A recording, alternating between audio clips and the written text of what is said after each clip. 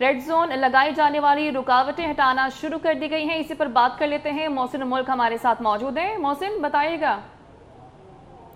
इस वक्त red zone के अंदर ब्लॉक्स को साइड पे हटाया गया था, लेकिन दोबारा से इसको जो है डिस्पर्स किया जा रहा है। और यहाँ पर आप देख सकते हैं कि इंसानी हाथों के साथ ही इन ब्लॉक्स को जो है वो सेट किया जा रहा है। यहाँ पर थोड़ा सा मैं आऊँ आगे तो यहाँ पर दिखाऊं।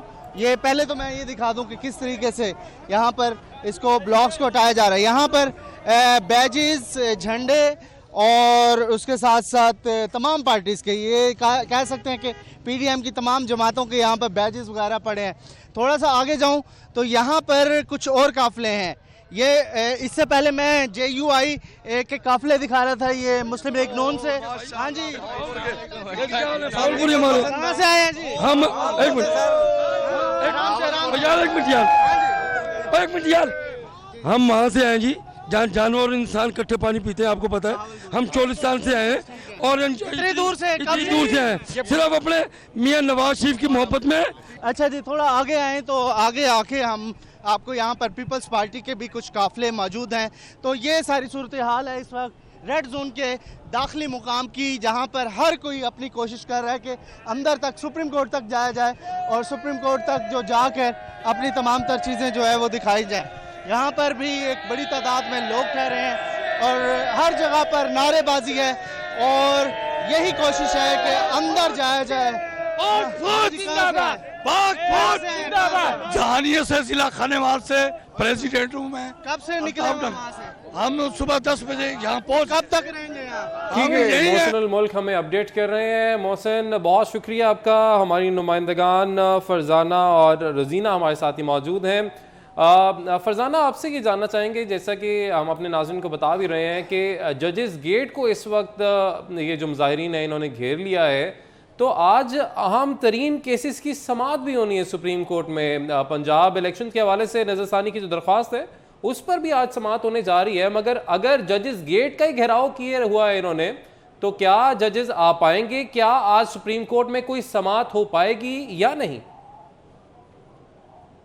जी बिल्कुल, ये कहना तो कबल वक्त होगा। यूं तो ज़राए के मुताबिक जजेस बहुत देर पहले ही सुप्रीम कोर्ट पहुंच चुके थे और केस की बाकायदा समाअत भी की जाएगी। लेकिन अगर यही सूरत हाल रही और उस बेंच में मौजूद कोई जजेस अभी तक ना पहुंच पाए हुए, तो यकीनन उनको पहुंचने का दुश्वारी का सामना होगा। न सिर्फ सुप्रीम कोर्ट के गेट तक, बल्कि उससे कबल भी बहुत सारे रास्तों से गुजर के आपको अंदर जाना पड़ता है, क्योंकि जो ट्रैफिक है उसका निज़ाम भी दरहम बरहम है। यूँ तो ट्रैफिक पुलिस हमें सड़कों पर नजर आ रही है, लेकिन जो कारकुनान है वो हज़ारों की तादाद में मौजूद हैं। जैसे ही उनकी तादाद सैकड़ों से हज़ारों में गई, उन्होंने एकदम से सरीना गेट की जानिब जो है वो चहलकदमी शुरू कर दी। यूं तो इस गेट को आमदरफ्त के लिए मुकम्मल तौर पर बंद किया गया था, सिर्फ वॉक थ्रू गेट्स लगा दिए गए थे और वहां पर भी इस्लामाबाद पुलिस, FC और रेंजर्स की भारी जो नफरी है वो तैनात थी और सख्त चेकिंग के बाद उनको दाखिले की इजाज़त दी जा रही थी। लेकिन जैसे ही यहाँ पे कारकुनान हज़ारों की तादाद में इकट्ठे हुए हैं, एकदम से वो सरीना चौक पर लगे बड़े गेट के पास पहुंचे हैं, गेट के ऊपर चढ़ गए, गेट को तोड़ा, गेट को खोला और उसके बाद अंदर दाखिल हो गए। इस वक्त सूरत हाल ये है कि हज़ारों की तादाद में कारकुनान हैं जो रेड जोन में दाखिल हो चुके हैं।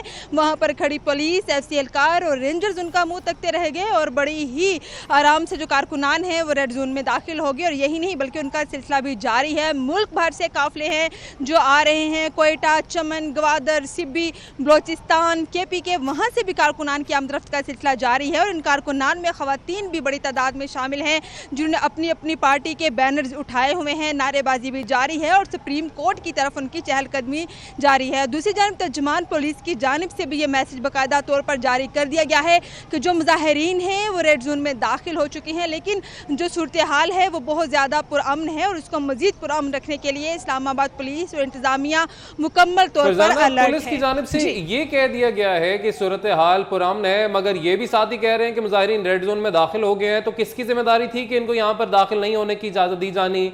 दफा 144 पर अमल दरामद आज किसने करवाना था? पहले तो हम देखते थे कि आंसू गैस की शेलिंग की जाती थी, मोटरवे से किसी को आगे नहीं आने दिया जाता था, मगर आज रेड जोन में दाखिल होने के बावजूद पुलिस का ये बयान सामने आ जाना जी कि सब कुछ नॉर्मल है।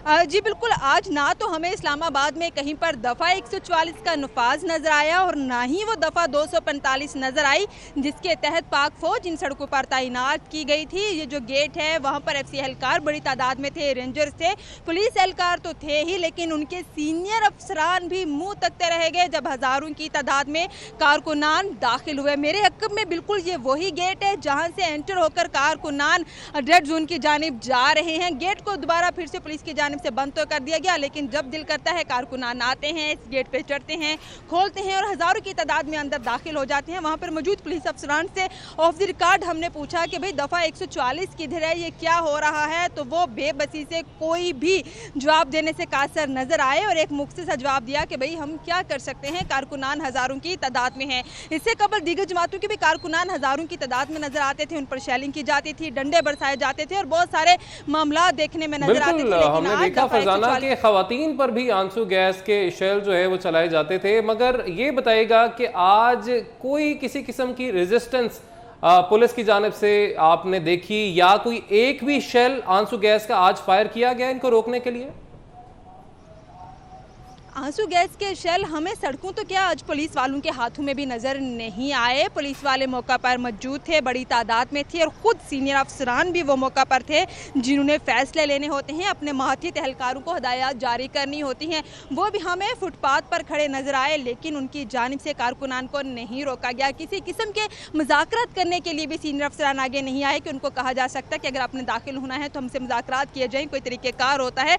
रेड जोन जहाँ पर सफारत खाने समेत तमाम तरह हम इमारतें हैं, पार्लियामेंट हाउस है, पार्लियामेंट लॉजेज हैं, सुप्रीम कोर्ट की इमारत वहाँ पर है, इलेक्शन कमीशन का दफ्तर वहाँ पर है, वजारत खारजा का दफ्तर वहाँ पर है, तमाम तरह अहम और गैर मुल्की और मुल्की इमारतें वहाँ पर हैं, शख्सियात मुल्की और गैर मुल्की वहाँ पर मौजूद है। इस हवाले से रेड जोन बहुत अहमियत का हामिल है, लेकिन जो आज वाले मुजाहिरीन हैं वो बहुत ही पुरसुकून तरीके से जो है वो गेट को तोड़ते हुए अंदर दाखिल हो गए। मौका पर मौजूद जो पुलिस थी, पुलिस एहलकार थे, वो इस तमाम सूरत हाल को देखते रह गए। किसी की जानिब से उनको तादाद में कारकुनान हैं जो रेड जोन में दाखिल हुए हैं। फरजाना साथ रहेगा, रोजीना अली ने भी हमें ज्वाइन किए।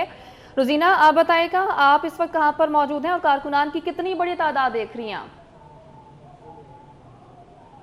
इस वक्त मैं तो सुप्रीम कोर्ट के बाहर मौजूद हूँ और कारकुनान की बहुत बड़ी तादाद यहाँ पर नज़र आ रही है। सुप्रीम कोर्ट के बाहर शाहराह दस्तूर पर ग्रीन बेल्ट जो हैं वो भर चुके हैं। इस वक्त मेरे पीछे अगर आप ये मनाजिर देखें तो दूर आपको जो इस वक्त कंटेनर नज़र आ रहा है और उसके करीब करीब कारकुनान जो है बहुत बड़ी तादाद में जमा है। इसी तरह ग्रीन बेल्ट जितने जो दरख्त यहाँ पर ग्रीन बेल्ट जो कायम है रेड जोन के अंदर जो है इस ग्रीन एरिया में तमाम तर कारकुनान को देख रहे हैं कि जो दरख्तों की छाँव के नीचे बैठ कर बहुत सारे जो अपनी क़यादत का इंतज़ार कर रहे हैं। लेकिन हमने जब काफ़ी कारकुनान से बात करने की कोशिश की तो उनका कहना था कि हमारा मुतालबा सिर्फ एक है कि चीफ जस्टिस खुद बाहर आए, बाहर आकर हमसे बात करें।